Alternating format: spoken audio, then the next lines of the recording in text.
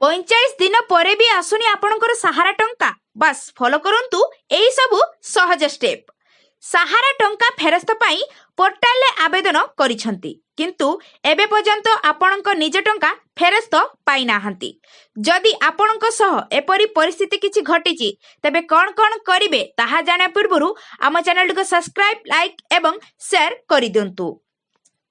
लोकंक जमा फेरस्त पाई केंद्र सरकार सहारा रिफंड पोर्टाल आरंभ करिथिले जहार टंका सहारार समवाय समिति रे अटकी रहिछि। जदि आपण आवश्यक डॉक्यूमेंट दाखल करिबा परे सठिक भाबरे आवेदन करिसंती तबे आपण 45 दिन मध्यरे टंका फेरस्त पाई परिबे। जुलाई रे एही पोर्टाल आरंभ हेबार प्राय 4 मास बीती जाइछि किंतु सहारा कोटी कोटी निवेशक एपर्यंत सेमानक टंका पाइबाकू सक्षम नुहंती। जदि आपण मध्य सहारा रिफंड पोर्टाल माध्यम रे आवेदन करिसंती तेबे सेमानक मध्यरे अछंती किंतु 45 दिन परे आपण मध्य फेरस्त पाई नाहंती तेबे जानंतु वर्तमान आपनकू कोन करिबाकू हेबो। कोटी कोटी निवेशक फेरस्त सुनिश्चित करने जो मैंने सहारार विभिन्न योजना रे निजर कष्ट उपार्जित अर्थ विनियोग करथिले केंद्र सरकार सहारा फेरस्त पोर्टाल आरंभ करथिले। एही पोर्टाल माध्यम रे आवेदन करी निवेश माननकू कहा जायथिला जे सेमानक टंका 45 दिन मध्यरे फेरस्त हेबो।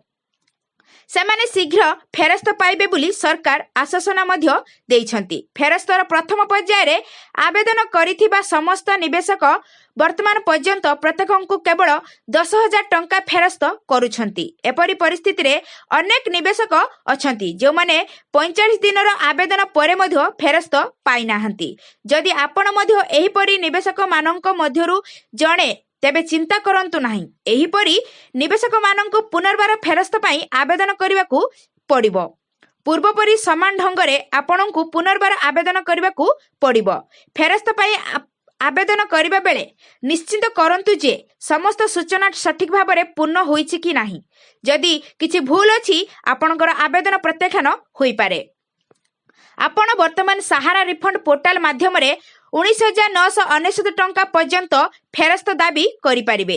एही विषय रे पोर्टाल को अद्यतन करा जायछि। फेरस्त सहित जड़ित अन्यान्य सूचना मध्य पोर्टाल ले अद्यतन करा जायछि जेउथिरे कहा जायछि जे जदि 45 दिन परे मध्य फेरस्त आसी नाही तेबे पुनर्बार आवेदन करा जाई पारिबो। सही आवेदनकारी को जेउ माने समानकर देह काहेकि अटकी जायछि से विषय रे अवगत करा जायछि समाननको तुरंत भूल को संशोधन करने को पड़िबो एवं पुनः पठाइबा पोर्टाले पुनर्बार आवेदन करने को पड़िबो। सहारा फेरस्त पोर्टाले किपरि करिवे आवेदन।